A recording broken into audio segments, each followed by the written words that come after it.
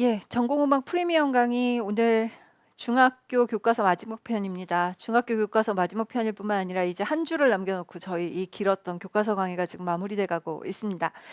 오늘 마지막 교과서는요, 천재 교과서입니다. 천재 중학교 교과서고요. 그리고 예, 저희 전공 음악 내용학 교재, 작년 교재로는 N으로 표시되어 있는 교과서들을 따라가시면 되겠습니다. 자, 다음 처음 보실 페이지이긴 한데요. 예, 다음 보실 페이지는요. 교과서 페이지로 86페이지입니다. 앞쪽에 나와 있는 악곡들이 워낙 그렇게 뭐 많은 어렵게 나오는 교과서들이 아니었어서요. 제가 그냥 악곡들을 좀 뛰어넘고 음악사 설명하는 부분부터 좀 가지고 왔습니다. 전공음악 내용학 교재 페이지가 없다 해서 놀라진 않으셨으면 좋겠습니다. 그렇게 뭐 특별한 페이지는 아니었고요. 선생님들 보시는 알렐루야라는 그레고리오 성가, 그 다음에 중세 오르가눔 한 페이지 소개가 되어 있고요. 그 다음에 르네상스 작품에서도 팔레스트리나의 마르첼로 미사 중에 키리에 정도 나왔습니다. 그러니까 새로울 게 없으시죠? 그래서 사실은 다음 페이지 보시자고 시작했습니다. 다음 페이지에 보실 악곡은요. 요겁니다. 그동안 바흐의 브란덴부르크 협주곡 5번 보셨고 3번까지 보신 것을 알고 계실 거예요. 그런데 지금 보시는 이 악곡은 브란덴부르크 협주곡 4번입니다. 아시는 곡이죠? 그래서 브란덴부르크 협주곡 4번에 띠따빰빰빰빰 디다디다디다 많이 들어보신 딴딴딴 따다딘 딴딴딴 많이 들어보신 곡이에요. 대려 이 곡 도대체 제목이 뭐지? 라고 하셨을 만큼 익숙하신 곡일 것 같은데 그럼에도 불구하고 저희가 제목 아는 거하고 또 알고 있는 악곡하고 악보 연결시키는 게 조금 다르실 것 같아서 한번 보시라고 가지고 왔습니다. 자, 선생님들 이 브란덴부르크 콘체르토는요. 기본적으로 전부 합주협주곡으로 보시면 됩니다. 그래서 지금 여기도 독주 그룹과 합주 그룹이 서로 주고받으면서 나타나고 있는 악곡이다라는 설명이 지금 나오고 있는 거를 보실 수가 있을 거예요. 그래서 합주협주곡이라는 거 한번 다시 확인 좀 해주셨으면 좋겠고요. 자. 네, 합주협주곡이다 라고 하는 설명 좀 봐주셨으면 좋겠습니다. 리코더하고 바이올린이 독주악기 그룹을 이루고 있다라는 것도 좀 특이한 사항 중에 하나가 될 거예요. 그동안 선생님들께서 플룻 소리인가 라고 하셨다면은 리코더 소리다 라고 알고 계시면 될 것 같습니다. 자, 그 밑에는 또 익히 알고 계시는 바흐의 토카타 앤 푸가 라단조가 나오고 있고요. 토카타 앤 푸가 라단주 중에 특히 지금 보고 계시는 부분은 서주 도입부 부분입니다. 그래서 도입부 부분에서 나오고 있는 부분이다 라는 거 하나 다시 한번 확인 좀 해주셨으면 좋겠습니다. 자, 그리고 나면 토카타 앤 푸가에 관한 설명들 그리고 그 밑에는요 뭐가 나올 거냐 하면은요 아이고 죄송합니다. 앞에 페이지입니다. 그냥 핸델의 오라토리오 메시아 중에 할렐루야 악장이 나오고 있는 거를 보실 수가 있을 거예요. 그래서 새로운 악곡들은 브란덴부르크 콘체르토 협주곡 브란덴부르크 콘체르토 4번 정도가 나왔다라고 보시면 되겠습니다. 다음 페이지 좀 한번 봐주셨으면 좋겠습니다. 다음 보실 페이지는 교과서 페이지로는 88페이지이고요. 고전주의 음악에 대한 설명이 나오는 부분입니다. 지금 고전주의 음악 설명 나오는 부분에서 새롭게 보실 만한 내용이 있는 것은 아니고요. 현악사중주 종달새 중에서 첫 번째 악장 1악장은 뭐 그동안 많이 여기저기서 보신 악곡이어서 새로울 게 없고 그 다음에 하이든의 트럼펫 협주곡 3악장도 네, 그렇게 뭐 많이 보신 악곡은 아니겠지만 이게 론도 형식으로 되어 있다라는 거는 뭐 수업 시간이나 이런 데서 좀 들어보시지 않았을까 싶습니다. 그리고 또 하나 오페라 마술피리 중에 밤의 여왕의 아리아 워낙 유명한 악곡이어서 이 곡도 그동안 교과서에 워낙 많이 실려 있었기 때문에 그렇게 새롭지는 않으실 텐데요. 악보 한번 다시 보시는 거랑 밤의 여왕이 카미나에게 자라스트로를 죽이라고 명령하는 내용을 담은 악장이다. 뭐 이런 내용들 정도는 좀 숙지를 하셨으면 좋겠습니다. 자, 이 페이지를 굳이 드린 이유는 사실 얘 때문이에요. 다음 페이지입니다. 89페이지요. 89페이지 교과 내용과 출처 좀 봐주시고요. 저랑 베토벤 운명의 4악장 악보가 한꺼번에 다 실려 있다라는 점에서 좀 보셨으면 좋겠습니다. 먼저 1악장입니다. 소나타 형식으로 되어 있고 우리 너무 잘 아는 빰빰빰빰 하는 그 악장이에요. 그래서 지금 그 악장이 나와 있고 1주제, 그 다음에 2주제는 1주제가 C 마이너에서 나왔기 때문에 2주제 당연히 E 플랫 메이저에서 나오겠죠. 그래서 나란한 조에서 나온다라고 하는 거 확인하시면 좋겠습니다. 자, 그 다음에 2악장. 변주곡 형식입니다. 좀 느리기는 한데요. 변주곡 형식을 가지고 있는 악장이다라는 거 보시면 좋겠고요. 3악장은 스케르토 형식으로 되어 있다라고 이야기를 하고 있습니다. 그래서 굉장히 그렇게 막 그 개성이 넘치는 악장은 아닌데 악보 보시면서 좀 확인 좀 하셨으면 좋겠습니다. 베토벤 1악장 못지않게 운명의 1악장 못지않게 4악장 아주 유명한 거 알고 계시죠? 자, 그래서 지금 보셔야 되는 4악장 역시 소나타 형식이기 때문에 1주제와 2주제가 나오고 있다라고 해서 한번 확인해 주시면 좋겠습니다. 선생님들 아시는 대로 베토벤 운명은 주제 변형이 나타나고 있는 악곡으로 아주 유명합니다. 그래서 처음에 나왔던 빰빰빰빰 하는 그 모티브, 4개의 모티브가 악곡의 1악장, 3악장, 4악장에 끊임없이 나타나고 있다라는 이야기를 지금 소개를 하고 있는데요. 굉장히 중요한 내용이라고 할 수 있는 거를 지금 소개를 하고 있는 거를 보실 수 있을 겁니다. 그래서 4개의 음으로 구성된 공기가 끊임없이 운명의 문을 두드린다라고 하는데 저희는 이걸 보통 주제 변형, 이게 일반적으로 제일 많이 쓰는 표현이죠. 두길이라는 음악사책은 테마 모티브 작업, 이렇게 이야기를 할 거고요. 그래서 이런 형태의 주제 운용에 대해서 설명을 하고 있는 것도 확인을 하시면 좋겠습니다. 자, 이제 다음 페이지로 좀 가보도록 하겠습니다. 다음 페이지 보시면은요. 페이지 수를 좀 말씀을 드리도록 할게요. 페이지 수는 90페이지입니다. 놀람교향곡 제2악장이 나온 거를 보실 수가 있습니다. 놀람교향곡 제2악장. 보통 2악장에 참 많이 나타나는 것 중에 하나가 뭐다? 변주곡 형식이다 라고 이야기를 했는데 얘도 역시 변주곡 형식입니다. 먼저 처음에 보여주는 것 중에 하나는 이렇게 놀람의 모티브라고 이야기할 수 있는 주제가 나오고요. 그 주제와 함께 지금 보고 계시는 것처럼 이런 모티브들이 강하게 남아있어서 저희가 놀람이라고 이야기를 한다라는 말이 나오고 있을 겁니다. 자, 그 다음에 선생님들께서 보시는 것은 변주곡을 감상해 보자인데요. 어떤 변주가 나타나고 있는지를 좀 소개를 하고 있을 거예요. 그래서 변주의 모양새들이 1변주, 2변주의 모양이랑 같이 나오고 있는 거를 확인하실 수 있을 겁니다. 자, 다시 좀 올라가서 변주 모양 보여드릴게요. 자, 교과서 페이지 90페이지입니다. 놀람교향곡 제2악장을 소개를 하고 있습니다. 놀람교향곡 제2악장 보시는 대로 교과서 출처 좀 봐주시고요. 2악장들이 많이 그렇듯이 얘 역시도 변주곡입니다. 워낙 유명한 변주곡이어서 그동안 교과서에 제법 많았습니다. 굳이 이 페이지로 꼭 소개를 드리고 싶었던 것은 제법 변주에 대한 설명들이 많이 나와서 그랬습니다. 1변주, 2변주, 4변주에 관한 이야기가 나오고 있을 텐데요.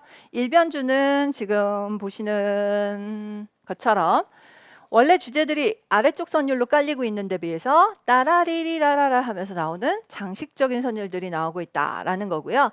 2변주는 마이너와 메이저인데 C 마이너, E 플랫 메이저 이 곡의 관계조들에서 나오고 있는 거 확인하실 수 있고요. 4변주는 마치 당김음처럼 느껴질 정도로 액센트의 위치, 샘여림의 위치가 바뀌고 있다라고 이야기를 하고 있어요. 샘여림의 위치보다는 강세의 위치가 바뀌었다라는 표현이 더 좋을 것 같은데 어쨌든 그렇게 해서 변화를 주고 있는 거를 소개를 하고 있습니다. 그래서 놀람교향곡 2악장 설명을 한번 보시면 될 것 같습니다. 자, 이제 다음 페이지로 좀 넘어가 보겠습니다. 다음 페이지는 91페이지입니다. 91페이지는 환상 즉흥곡, 우리가 보통 즉흥환상곡이라고도 하는데 정확하게 악곡을 번역을 한다면 환상 즉흥곡이 더 맞다라고 이야기를 해서 요즘 교과서들은 환상 즉흥곡으로 소개를 많이 하고 있습니다. 이 곡은 교과서에 지금 뭔가 굉장히 좀 독특한 코멘트가 나와 있어요. 환상 즉흥곡을 듣고 어울리는 빠르기를 적어보자 라고 되어 있는데, 빠르기야 그렇다 치더라도 악곡에 원래 소개되어 있는 나타낸 말은 있어야 될 것 같아서요. A 부분의 시작 부분은요, 알레그로 아지타토입니다. 두 번째 부분은요, 모데라토 칸타빌레이고요. 그리고 이 형식은 A, B, 다시 A로 돌아와서 3부분 형식으로 되어 있는 악곡이에요. 특히 이 곡은요, 처음 A 부분은 C 샵 마이너이고요. B 부분은 D 플랫 메이저입니다. 그래서 마이너 메이저의 대조도 있고요. 앞부분의 마이너 부분이 좀 더 촉박하게 느껴지는 부분이고, B 부분이 더 느긋하게 노래하듯이 부르는 좀 특징을 가지고 있어서 저희가 보통 메이저가 좀 더 밝고 마이너가 어두울 거다라고 생각을 하는데, 이 곡은 꼭 그렇게만도 들리지 않습니다. 마이너인 부분이 약간 우울하게 들리는 건 사실이지만 굉장히 빠르고 약간 급하게 이루어져 있다면, B 부분은 훨씬 더 좀 느긋한 그런 형태를 가지고 있다라고 보실 수 있겠습니다. 자, 그래서 ABA 형식으로 이루어진 악곡을 좀 보시라라는 뜻으로 환상 즉흥곡을 좀 보여드렸습니다.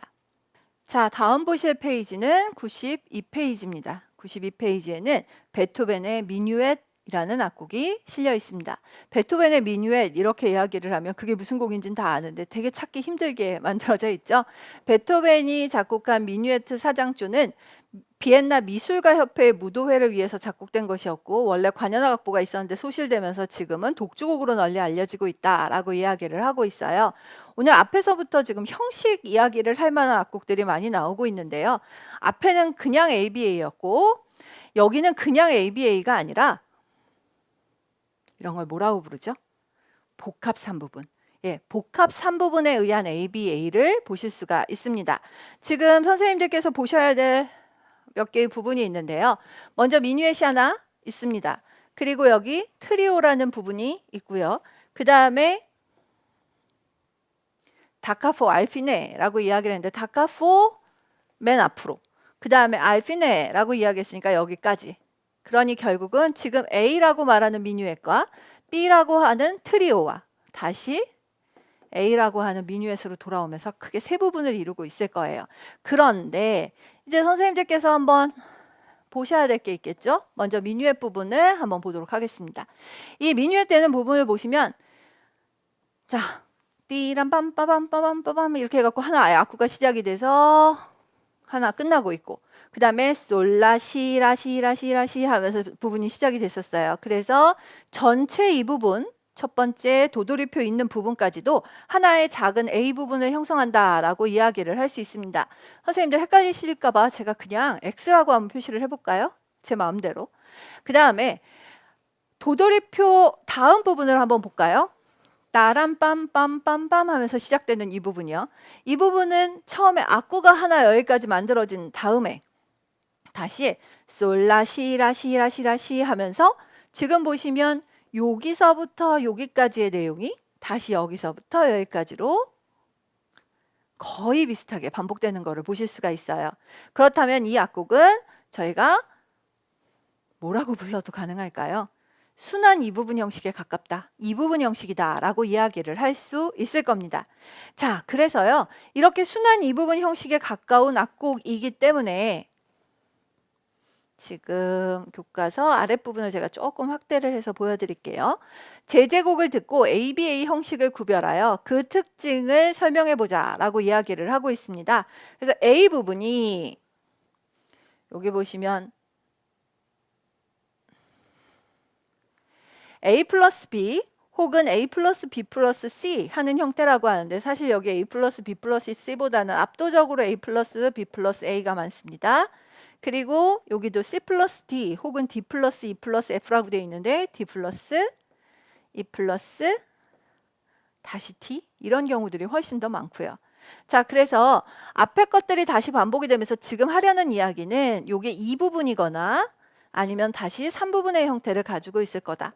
그러니까 A, B, A라고 하는 거대한 큰 ABA 안에 다시 이 부분 혹은 3부분이 들어가 있을 것이다 라고 이야기를 하고 있는 거예요. 그래서 두 번에 거쳐서 부분 형식이 나타난다고 해서 겹이라는 말이 사용이 될 거고, 그게 ABA여서 세도막, 이걸 한자로 바꾸면 복합 3부분 이렇게 바꿔놓는 것 뿐입니다. 자, 그래서 지금 복합 3부분 형식의 악곡을 보실 수 있을 거다라는 것을 확인하실 수가 있습니다. 자, 지금 이것 같은 경우에는 이 A 부분도 크게 이 부분 형식이었고요. 이 B 부분도 크게 이 부분 형식으로 되어 있는 악곡입니다. 그래서 3부분까지는 아니고요. 이 부분 형식이라고 보시면 되겠습니다. 자, 이제 다음 페이지로 좀 넘어가 보도록 하겠습니다. 다음 페이지는요. 교과서 페이지로는 93페이지입니다. 그리고 출처를 보여드립니다. 칼멘 서곡입니다. 오페라 칼멘의 오페라 시작 중에 연주되는 서곡이다 이렇게 이야기를 하고 있는데 선생님들께 제가 좀 하나 고치겠습니다. 얘를 서곡이라고 기억하시지 마시고요. 전주곡이라고 좀 기억을 해주셨으면 좋겠습니다.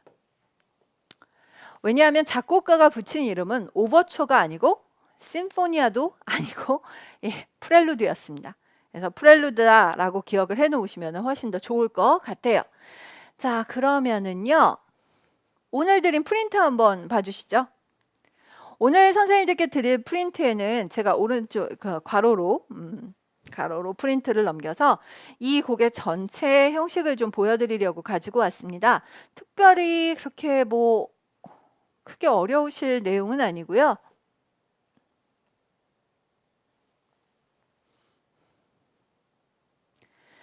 자, 딴따다다다단 하면서 시작하는 바로 그 부분인데요. 칼멘 서곡이라고 저도 써놨지만 선생님들께서는 전주곡으로 기억을 해주셨으면 좋겠고, 자, 여기까지가 A 부분으로 도돌이표로 반복을 2번 하고요. B 부분은 빠밤빰빰빰빰빰 하고 나오는 이 부분을 B 부분으로 잡으시면 되겠습니다. 그렇게 A하고 B가 지나가고 나면 다시 A가 돌아오고요. 그 다음에 C 부분은 특히 투사의 노래라고 해서 익히 알려진 곡이죠. 그래서 투사의 노래 부분이 나타나는 것을 보실 수가 있을 겁니다. 자, 그래서 이렇게 되어 있고 그 다음 페이지에서 보시면 C 부분이 좀 길어가지고요. 다시 A 부분으로 돌아오는 자리는 밑에서 2번째 단, 밑에서 2번째 단 부분으로 보시면 되겠습니다. 그래서 밑에서 2번째 단 다시 딴따다다다단 하는 부분이 나오는 것을 확인하시면서 요 밑에서 2번째 단 부분에서 A가 다시 돌아온다 라고 보시면 되겠습니다. 자, 보신 김에 하나 확인해 드릴게요. 지금 보신 것처럼 이 칼멘 서곡은요. 서곡이라고 안 하고 전주곡이라고 많이 한다라고 말씀을 드렸는데요. 이렇게 잠깐 쉰 다음에 바로 상당히 우울한 멜로디가 시작이 되면서 나타나는 것을 보실 수가 있을 거예요. 선생님들 여기 피아노로 리덕션 하는 바람에 아니면 제가 이걸 관현악보로 드리면 너무 페이지가 많았으니까 피아노로 리덕션을 해서 오른손 선율이 지금 그냥 반주처럼 지나가고요. 여기요. 따라리라라 하고 떨어지는 선율 있죠? 도샵 C 플랫. 그 다음에 이쪽에 따라리라라 하면서 나오는 솔샵 파 내추럴. 파샵 미 플랫. 지금 증이도가 많이 나타나고 있는 것을 보실 수가 있어요. 계속 동형 진행을 하기 때문에 조를 잡는 건 좀 무리고요. 계속해서 동형 진행을 통해서라도 지금 증이도가 나타난다. 그럼 증이도가 나타난다라고 이야기를 하는 건 단순 그 증이도 문제가 아니라 증이도의 앞과 뒤에 반음도 굉장히 많이 나타난다는 뜻이거든요. 이렇게 됐을 때 저희가 집시의 선율, 집시 음계처럼 들린다라고 이야기를 합니다. 특별히 어떤 근음이나 아니면 조 중심을 잡아놓고 보기보다는 동형 진행하고 있으니까 그렇게 보기는 어렵고요. 그냥 증이도가 많이 나타나서 집시 음악의 특징들이 좀 나타난다라고 보시면 될 것 같습니다. 교과서에는 아주 앞에 부분만 잠깐 나와 있어요. 그래서 좀 확인도 하실 겸 드려봤습니다. 자, 천재 중학교 1 교과서는 보시는 것처럼 국악 부분에 약간 좀 국악이 아니라 서양 음악 부분에 좀 보셔야 될 것들이 제법 많았었어요. 그래서 제가 프린트를 하나 더 얹어서 드렸고요. 그 다음에 보실 페이지는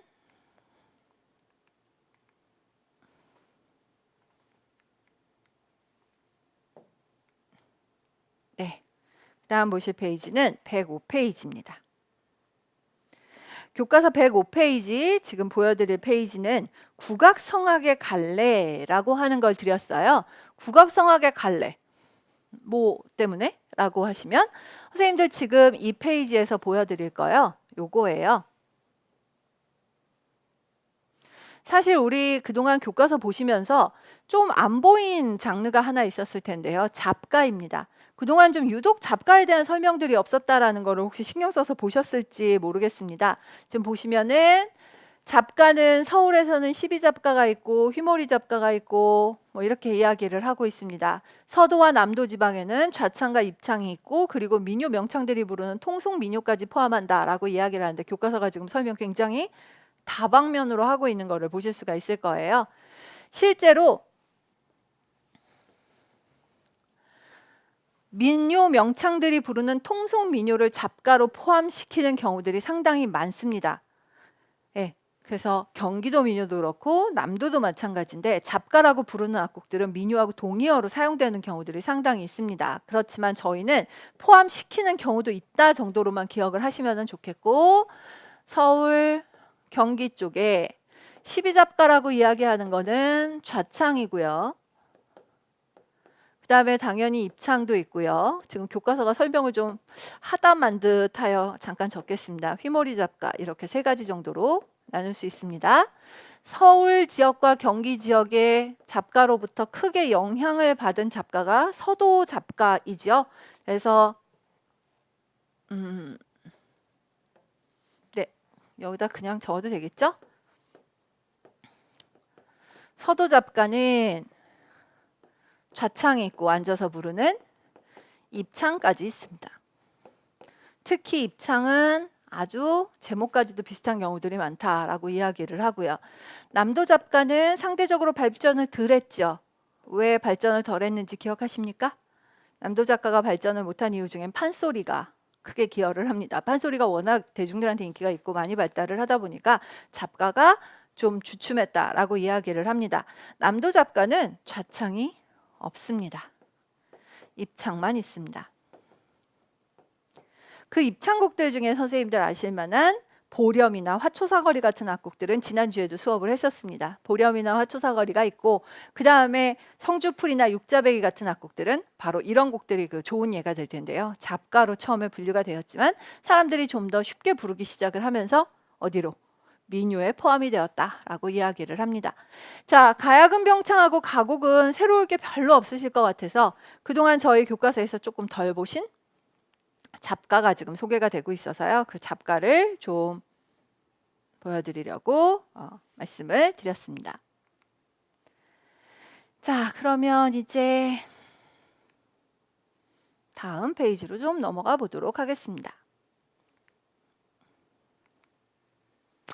예, 다음 페이지는요. 교과서 페이지로는 106페이지입니다. 106페이지입니다. 교과서가 저 조금 좀 헷갈리게 하더라고요. 앞에 카르멘 서곡이 있었는데 오페라 카르멘이 다시 소개가 되고 있었어요. 그래서 오페라 카르멘을 다시 한번 소개를 하면서 카르멘의 줄거리와 주요 구성 요소들을 포함하고 있는 그런 페이지였습니다. 한번 같이 봐주셨으면 서곡은 앞에서도 있었던 그 서곡이에요. 그래서 뭐 그렇게 새로울 거는 없으실 걸로 보입니다. 다음 보실 페이지입니다. 교과서 106페이지. 카르멘입니다. 앞에 카르멘 서곡이 따로 나왔었는데 이번에 오페라 전체를 좀 소개하고 있는 페이지로 보시면 되겠습니다. 자, 이 오페라 전체를 소개하고 있는 카르멘에서는요. 먼저 서곡 소개했습니다. 그리고 1막에서부터 줄거리 소개하고 있는데요. 선생님들 보시면 호세라는 주인공이 있고 미카엘라라고 부르는 약혼녀 이야기를 하고 카르멘이라고 하는 담배공장 여주인공도 소개를 하고 있습니다. 그리고 하바네라를 소개를 할 줄 알았더니 세기디아를 소개를 하고 있습니다. 선생님들 여기 세기디아 지금 악보 보고 계시는데요. 굉장히 관능적인 옛날 스페인 춘곡에서부터 나온 악곡이다라고 이야기를 하고 있습니다. 2012년 기출곡이기도 합니다. 자, 그 다음에 2막에서는 호세는 카르멘 때문에 탈영을 하게 되고요.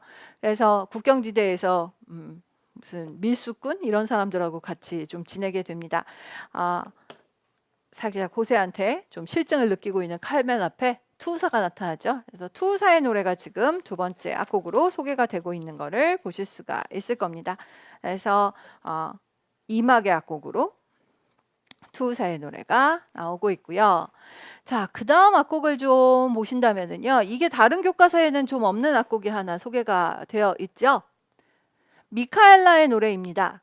미카엘라는 원래 칼멘의 그 소설, 원작 소설에도 없었던 인물인데요. 하도 오페라가 음침하고 좀 주인공들의 성격이 너무 극적이고 이러다 보니까 안 되겠다고 생각을 해서 칼멘이 굉장히 좀 파무파탈적인 여자라면 이렇게 약간 마리아 같은 여인상? 약간 그런 걸 구현하면서 균형을 잡아주려고 처음에는 꽂은 인물이라고 만들어낸, 오페라에서 만들어낸 인물이라고 하는데 큰 역할을 하지는 못한 것 같습니다.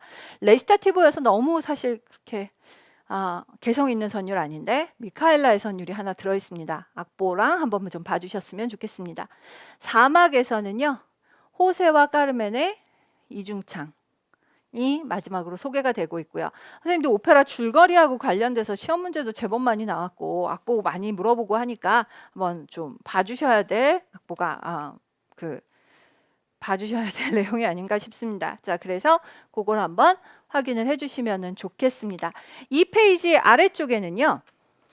그 유명한 하바네라가 잠깐 소개가 되고 있어요. 그래서 아리아를 감상하고 노래 불러보자 라고 해서 우리가 하바네라라고 하는 건 이 곡에 밑에 깔려있는 그 하바네라 리듬 반주 때문에 많이 부르는 이름이고 원래 아리아의 제목은 사랑은 자유로운 새라는 제목을 가지고 있습니다. 그래서 그 악곡을 지금 소개를 하고 있다라고 보시면 되겠습니다. 한번 확인을 해주시면 좋겠고 그 다음에 이 교과서에서 마지막으로 볼 페이지입니다. 마지막으로 볼 페이지는요. 저작권과 생활이라고 되어 있는 페이지입니다.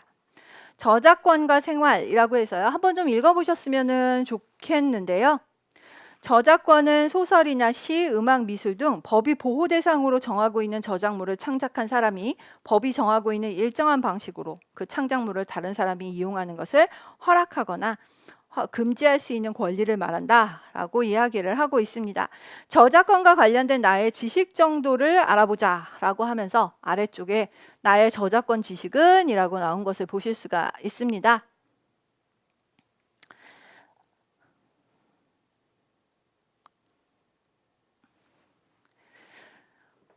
교과서가 있으시면 이 페이지가 그리 걱정이 아니실 거예요. 그래서 괜찮게 그냥 답을 126페이지 부록에서 바로 찾아서 보실 수가 있는데 아니신 분들을 위해서 제가 잠깐 좀 말씀을 드리고 가도록 하겠습니다.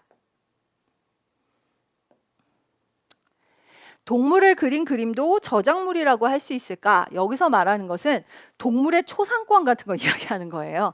그러니까 A라는 사람이 그린 그림을 제가 무조건 갖다가 쓰거나 마음대로 갖다 쓰면 안 되지만 동물을 그린 그림이 저작물이라고 할 수 있겠느냐? 동물이 그린 그림도 라고 이야기를 하니까 잘못 말씀을 드렸네요. 동물이 그린 그림이 저작물이라고 할 수 있겠느냐? 아무리 대단히 뛰어난 침팬치가 그림을 그렸다고 해도 동물이 그린 그림은 저작물이 아니다 라고 이야기를 하는 것입니다. 수행평가로 작곡한 내 작품도 저작물이 될 수 있을까? 당연히 됩니다. 아무리 작품의 수준이 유치하다거나 그런 건 아무 상관이 없고요. 나름대로 창의성을 발휘해서 만들어진 작품들은 무조건 됩니다. 자, 학교 축제에 놀러 왔던 친구가 내 공연을 스마트폰으로 촬영해서 그 영상을 본인의 UCC 과제에 활용하였다. 친구는 내 저작권을 침해한 것인가? 라고 되어 있는데 허락이 없었다면 침해한 것입니다. 허락이 없었기 때문에요. 쉬는 시간에 즉흥적으로 노래를 창작하여 부르고 악보로는 남기지 않았다. 저작권 보호를 받을 수 있을까? 라고 이야기를 했는데 확실하게 자신의 것이라고 주장할 만한 근거가 있다면 당연히 저작물로 보호를 받을 수 있습니다. 집에서 취미로 가요를 작사 작곡해서 음악 곡책에 적어 놓았다. 누구에게도 가요를 공개한 적이 없는데 저작물로 보호할 수 있는가? 당연히 가능하겠죠. 베토벤의 운명교향곡 선율을 이용해서 베토벤 변주곡을 작곡하였다. 나는 베토벤의 저작권을 침해한 것인가? 라고 이야기를 하면 이거는 베토벤의 저작권과는 상관이 없습니다. 왜냐하면 베토벤은 사후 70년까지만 그래서 이미 저작권 시효가 지났습니다.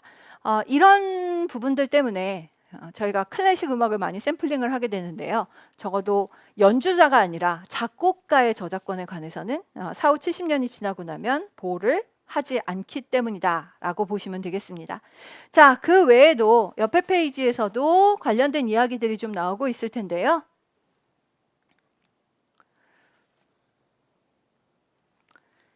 주변에서 쉽게 접할 수 있는 저작권 관련 사례들을 읽어보고 저작권을 위반한 것인지에 대해서 한번 말해보자 라고 이야기를 하고 있는데, 학교 축제에서 걸그룹의 노래를 사용한 경우라고 하는 게 나오고 있을 겁니다. 이번 축제 댄스 반주는 걸그룹 노래로 하자. 걸그룹 노래를 축제 때 사용하는 것이 저작권 위반이 될까라고 이야기를 하고 있는데요. 만약에 이 걸그룹의 노래를 활용을 해서 내가 무언가를 만든 다음 그걸로부터 상업적인 이득을 취했다면은 저작권 위반이 되지만, 그냥 상업적인 거 없이 제3자에게 그냥 보여준 것은 저작권 위반에 해당되지 않습니다. 그래서 괜찮다라고 보시면 되겠습니다. 개인 블로그에 음악 동영상을 볼 수 있는 누리집 주소를 링크해 놓은 경우라고 되어 있는데요. 그냥 이 링크는요, 별 문제가 없어요. 그래서 볼 수 있는 곳을 링크한 정도로는 저작권이 침해에 해당하지 않는다라고 보시면 됩니다. 그러나 내가 다운을 받아서 내 홈페이지에서 다운을 받게 해놓는다거나 이렇게 하면 당연히 저작권 침해에 해당이 되겠죠. 학교 시험 문제를 사설 학원에서 사용하는 경우에는 어떻게 되느냐? 음악 시험 잘 봤어? 그랬더니 친구가 근데 땡땡 학원 누리집에 시험 문제를 올리면, 홈페이지에 올리면 문화상품권을 준대 라고 이야기를 하니까 그거 저작권 침해 아닐까라고 했는데요. 네, 교사가 만든 시험 문제도 당연히 저작물에 해당되기 때문에 이건 저작권 침해에 해당이 됩니다. 그래서 앞에 두 가지 경우는 해당이 되지 않고요. 이 경우에는 해당이 된다, 이렇게 보시면 되겠습니다. 혹시 답이 없으셔서 이게 답이 뭘까 궁금해하실 분들을 위해서 잠깐 좀 말씀을 드렸습니다. 자, 천재 중학교 1 교과서에서 보실 거는 이 정도고요. 이제 잠깐 쉬었다가 바로 중2 교과서로 넘어가도록 하겠습니다. 자, 천재 중학교 교과서 2의 주요한 페이지들을 좀 보도록 하겠습니다. 마찬가지로 N으로 표시되어 있는 교재를 찾으시면 되겠습니다. 자, 다음 보실 페이지로 좀 가보도록 하겠습니다.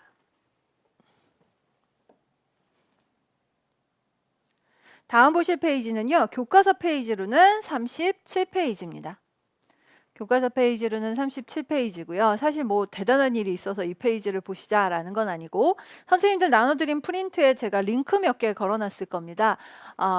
케니지가 아리랑 연주를 했었다. 리얼그룹이 아리랑을 연주를 했었다. 살타첼로라는 재즈 뮤지션들이 아리랑 연주를 했었다. 김연아의 연주는 김연아의 경기는 보셨을 것 같아서 제가 그거는 지금 동영상 링크를 안 걸어놨고요. 지금 링크를 만들어 놓았으니까 가서 한번 들어보시면 될 것 같습니다. 지역별 아리랑을 소개를 하면서 아리랑이 다른 연주자들을 통해서 연주되고 있는 사례 같은 것들이 좀 소개가 되고 있는 페이지가 있어서요. 좀 한번 확인해 보셔라 라는 거였습니다. 자, 그러면 이제 그 다음 페이지를 좀 한번 가보도록 하겠습니다. 교과서 페이지로는 54페이지입니다. 교과서 페이지로 54페이지고요. 알토 리코더입니다. 알토 리코더는 교과서에 하도 비슷한 내용들이 있어서 그냥 선생님들께서 지금 2권 229로 되어 있는 내용학 페이지 펴시고 한번 같이 보시면 될 것 같은데요. 알토 리코더가 따로 소개된 교과서는 좀 없는 편이어서 그것 때문에 좀 하나 말씀을 드리려고 했고요. 알토 리코더는 소프라노 리코더보다 길이도 길고 두껍고 5도 아래 소리를 낸다라고 하고 음색이 풍부하다, 뭐 이런 설명들이 나오고 있을 겁니다. 다음에 선생님도 요거 좀 봐주셨으면 좋겠는데, 이거가 소개된 교과서가 제법 있어요. 그래서 그냥 지금 마지막 한번 가는 길에 외워두었으면 좋겠습니다. 클라인의 소프라니노 리코더, 그리고 저희가 일반적으로 많이 사용하는 리코더는 알고 계시는 소프라노 리코더와 알토 리코더입니다. 소프라노 리코더는 저희가 알고 있는 도움이 실음으로 이렇게 되고요. 알토 리코더는 부는 음에서 소프라노 리코더보다는 5도 아래 음이 나는 것을 보실 수가 있습니다. 테너 리코더, 베이스 리코더. 근데 선생님들 보시고 베이스 리코더가 F 리코더고 콘트라베이스 리코더도 F조 악기이다. 그러니까 불면 나는 도라고 불면 F 소리가 난다라고 이야기를 한다면 선생님들께서 보시고 아니 도, 파, C조 하나 빠진 것 같은데 라고 생각하실 것 같아요. 악기 생긴 모양으로는 잘 구분이 안 가는데요. C조 악기가 사이에 하나 끼죠. C조 악기가 어디 사이에 끼냐 하면요, 베이스하고 콘트라베이스 리코더 사이, 베이스와 콘트라베이스 리코더 사이에 빠진 악기의 이름은 그레이트 베이스 리코더입니다. 그레이트 베이스 리코더라고 하는 C 리코더가 하나 사이에 낍니다. 그래서 지금 교과서에서 가다가 하나가 빠졌어요. 클라이네 소프라니노, 그냥 소프라니노, 소프라노, 엘토, 테너, 베이스, 그 다음에 그레이트 베이스가 있고요. 그 다음에 콘트라베이스 리코더 이런 식으로 해서 도파, 도파, 도파, 도파 이런 식으로 내려가시면서 보시면 되겠죠. C, F, C, F조. 그래서 F조 악기다라는 거를 하나 확인을 해주시면 되겠고요. 그 다음에 엘토 리코더는 이렇게 보시면 되겠는데 F조 악기입니다. 기보음과 실음이 같다 이렇게 나오고 있고 실음이 기보음보다 한 옥타브가 높다 뭐 이렇게 해서 표기를 해놓은 거를 보실 수가 있을 겁니다. 그러니까 엘토 리코더는 다 막으면 팥소리가 난다라는 뜻이에요. 다 막으면 팥소리가 난다라는 이야기고요. 저희가 보통 도라고 운지를 하는 소프라노 리코더는 실제로 도 여기로 기보를 많이 하는데 한 옥타브 위에 도가 난다 이렇게 보시면 되겠죠. 자, 그 다음에 알토 리코더 연주 자세에 대해서는 잠깐 좀 소개가 되고 있는데 뭐 그건 그렇게 큰 일 아닐 것 같고 다음 페이지 한번 가보시겠습니까? 다음 페이지에서는 뭐가 나오고 있을 거냐면요. 음정 맞추는 거에 관한 설명이 나오고 있을 거예요. 음이 만약에 잘 맞지 않을 때 어떻게 할까라고 하면 윗관과 가운데관이 있는데 그 관 사이에 이음마디를 좀 더 넓게 만들면 음이 낮아지고 이음마디를 좁히면 음이 높아진다 이런 표현이 나오고 있을 겁니다. 실제로 관이 길어지면 소리가 낮아지고 관이 짧아지면 소리가 주로 높아지니까 이거는 조금 내가 안 맞는다 싶으면 내 악기만 약간 소리가 높다 싶으면 약간 늘리면은 맞을 거고 내 악기만 소리가 낮다 싶으면 조금 더 바짝 올리면 높아질 거다 이렇게 보시면 되겠죠. 자, 그리고 교육과정에서도 설명하는 것처럼 악기 관리법을 잘 배워야 된다라고 나오고 있는데요.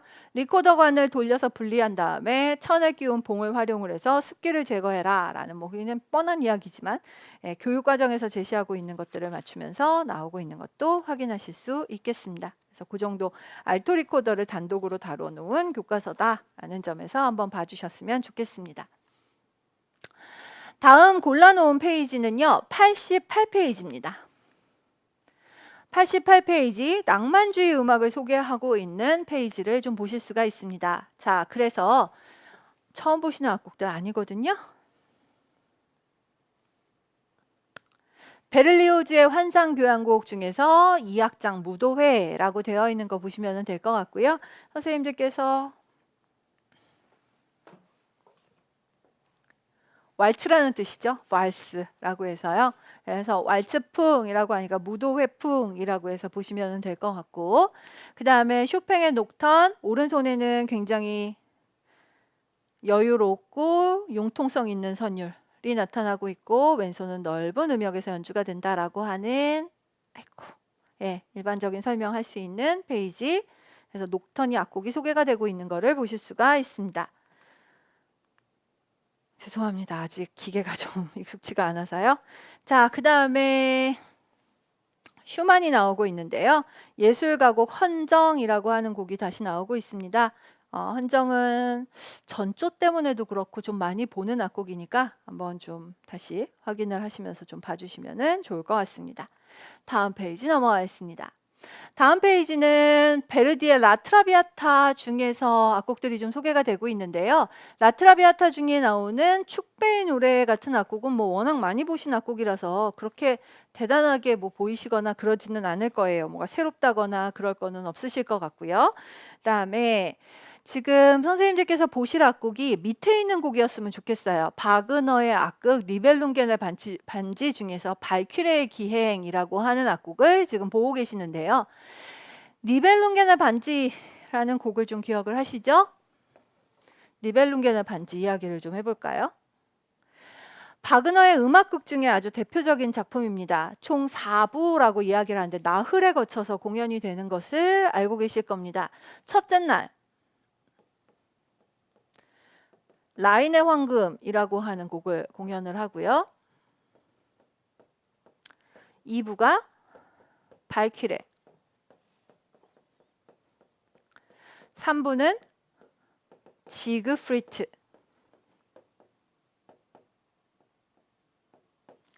4부는 신들의 황혼 이렇게 되죠.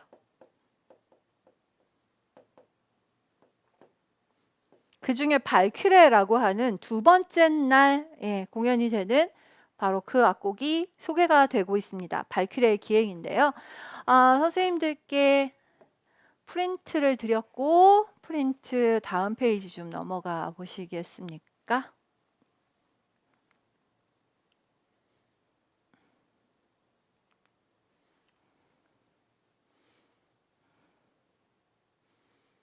지금 교과서는 요겁니다. 니라리라란 하면서 따라라라 하는데 이거를 트레몰로로 표시를 해드린 거죠. 그래서 그 악보를 소개를 해드렸는데 사실 발퀴레의 기행은 이 분위기를 잡는 요 대목이 도입 부분이 지나고 나면 사실 발퀴레의 기행에서 선생님들께서 알고 계셔야 될 선율 이거거든요. 빰빠바바 빰빰빠바밤 하고 나오는 이 아주 유명한 선생님들 아래 악보가 더 중요한 악보예요. 사실은. 그래서 아래 악보를 위주로 해서 좀 기억을 해주셨으면 전도 좋을 것 같다라는 생각이 드네요. 그래서 아래 악보에서 보고 계시는 아래쪽 선율 빰빠바밤 빰 요거요. 빰빠바밤 빰 요거를 기억을 해주셨으면 좋겠습니다. 그래서 요 선율 위주로 해서라도 한번 좀 봐주셨으면 좋겠고 그 다음에는 원래 교과서에 있는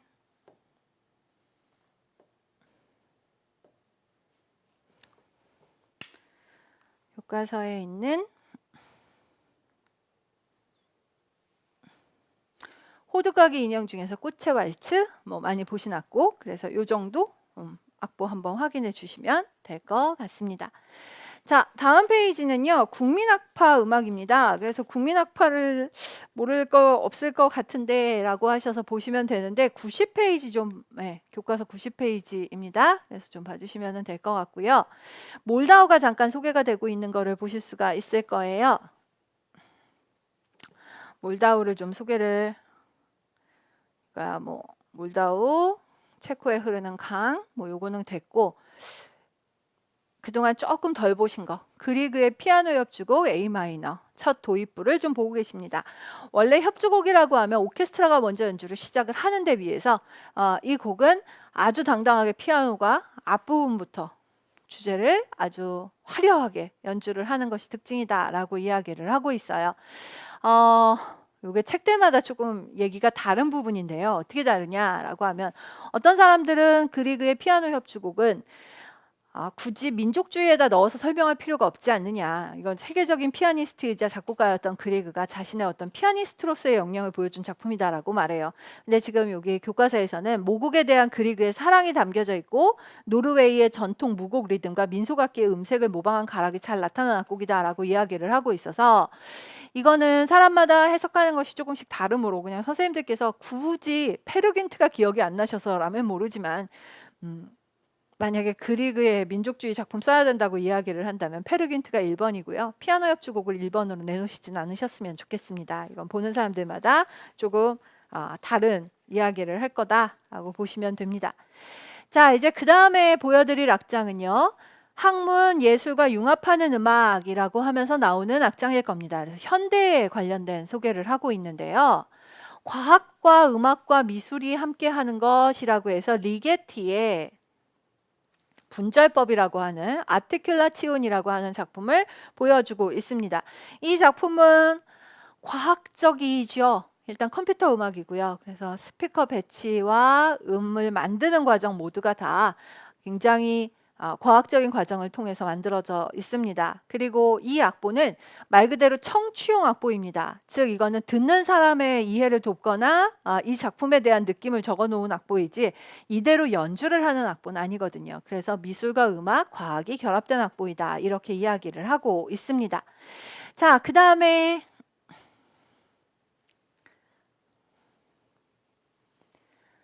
교과 내용학 교재 있으신 선생님들은 이 사진이 없으실 거예요. 1988년도 서울올림픽을 기념해서 국립현대미술관에 설치한 다다익선이라는 작품이고 총 1003대의 모니터로 만든 탑 모양의 초대형 조형물로 백남준 선생님의 작품입니다. 그래서 이 백남준 선생님의 작품은 이런 TV 모니터 같은 것들을 활용을 해서 만들어진 작품이다라고 이야기를 하고요. 1003대나 갖다 많이 연결을 해 놓으면서 다다익선이라는 제목을 붙여놓은 것을 보실 수가 있습니다. 자, 그래서 굿모닝 미스터 오웰을 포함한 대단히 다양한 작품을 썼던 백남준 선생님의 작품이 하나 소개가 되고 있고요. 뭐 미술과 음악, 과학과 사회가 합쳐진 작품 아니냐 이렇게 잠깐 좀 소개를 하고 있습니다. 자, 그 다음에 소개하는 작품은요. 별로 유명하지는 않아요. 사실 이 사람이 그렇게 대단히 뭐 이 사람밖에 없다는 아닌데요. 조드로브스키라는 사람의 화이트 시리즈라고 되어 있는 작품입니다. 피아니스트는 실제 연주와 스테레오 시스템으로 재현하는 피아노 소리가 일종의 이중주 연주를 하는 것 같은데요. 피아노가 실제 연주가 되고 스테레오로 이미 녹음해 놓은 피아노 소리하고 이중주를 하는 동안에 저 연주회장 조명을 모두 꺼뜨려 놓고요. 모호한 사진들이 재생이 된다라고 하는데 화이트 시리즈라고 이야기를 한 것처럼요. 이렇게 그 사진들이 대부분 약간 북유럽의 백야 같은 느낌? 뭐 이런 것들이 결합되어 있는 그런 작품을 하나 소개를 하고 있을 겁니다. 선생님들 옆에 뭐 조드로브스키의 홈페이지 같은 것들이 소개되기도 하고 했으니까 관심 있으시면 한번 들어가 보셔도 좋을 것 같습니다. 그리고 과학과 건축과 음악의 사례로 노래하는 도로가 하나 소개가 되고 있는데요.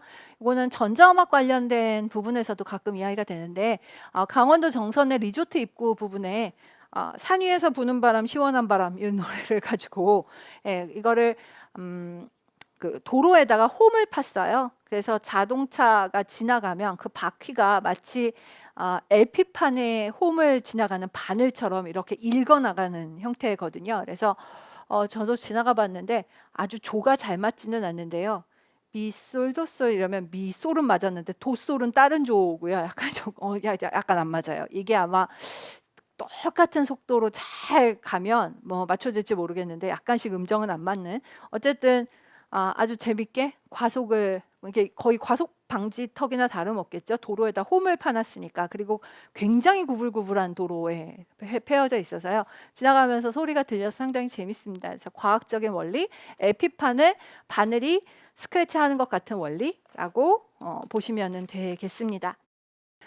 다음 보실 곡은 교과서 98페이지 그리고 교과 내용학 교재의 페이지를 안 드렸습니다. 지금 6월 말 이 시점에서 제가 선생님들께 굳이 얘를 말씀을 드려야 되나 싶어서요. 그냥 같이 확인하면 될 것 같습니다.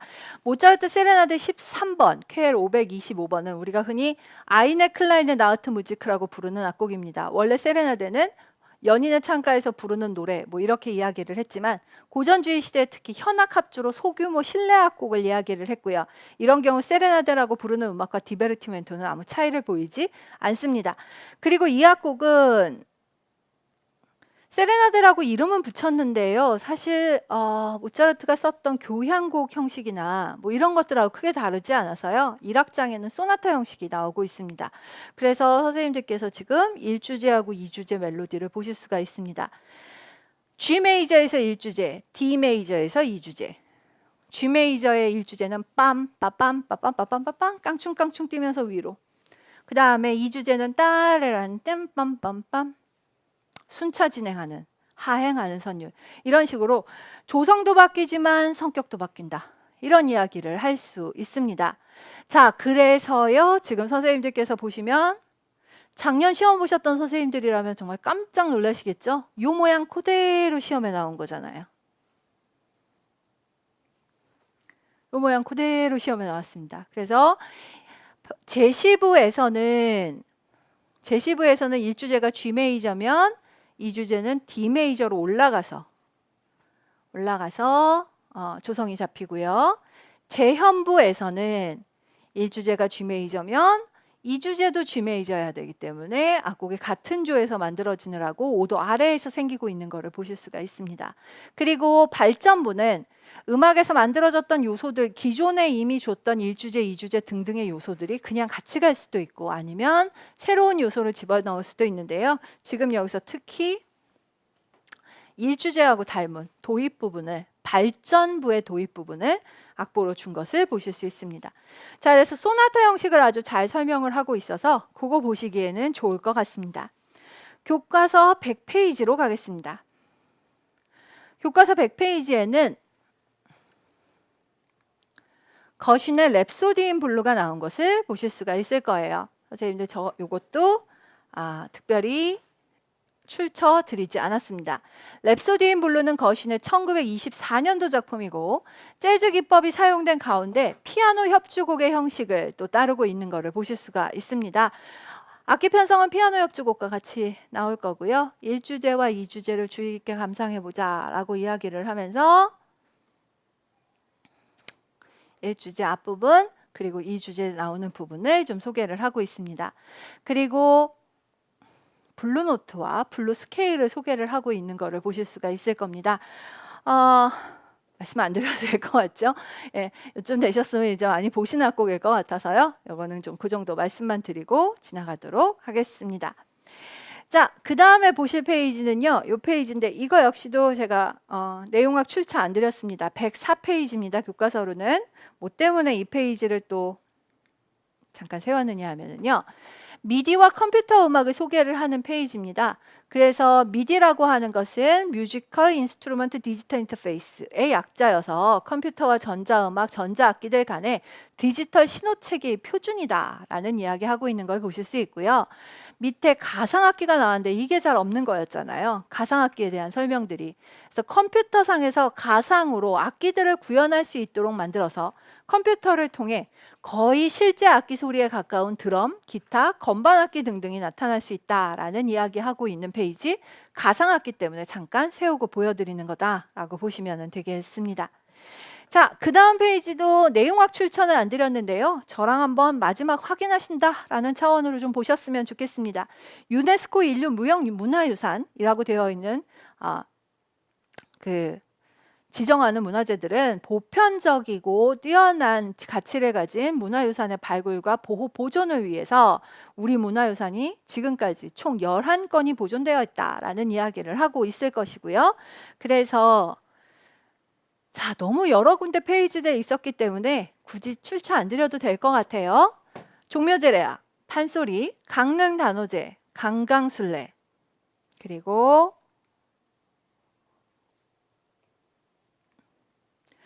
제주 칠머리당 영등꽃, 처용목, 가곡, 아리랑, 농악까지를 소개를 하고 있습니다. 그래서 현재까지 한 11개 정도 되고요. 선생님들 시험 직전에 한 11월쯤에 저희가 마지막으로 이 인류 문화유산 있는 홈페이지 들어가서 혹시 그 사이에 추가된 것 중에 음악 관련된 게 있나 찾을 거예요. 그때쯤 가서 다시 한번 정리해서 보시면 될 것 같습니다. 자, 천재교과서에서 보실 거는 이 정도입니다. 그래서 오늘 중학교 교과서 마지막 편 그리고 저희 교과서 강의 중에는 이제 음악과 생활사에서 나온 음악 감상과 비평 하나 딱 남겨놓고 오늘로 마지막입니다. 그래서 다음 주에 특강을 통해서 다시 뵙도록 하고요. 네, 여기서 마치도록 하겠습니다. 고생하셨습니다.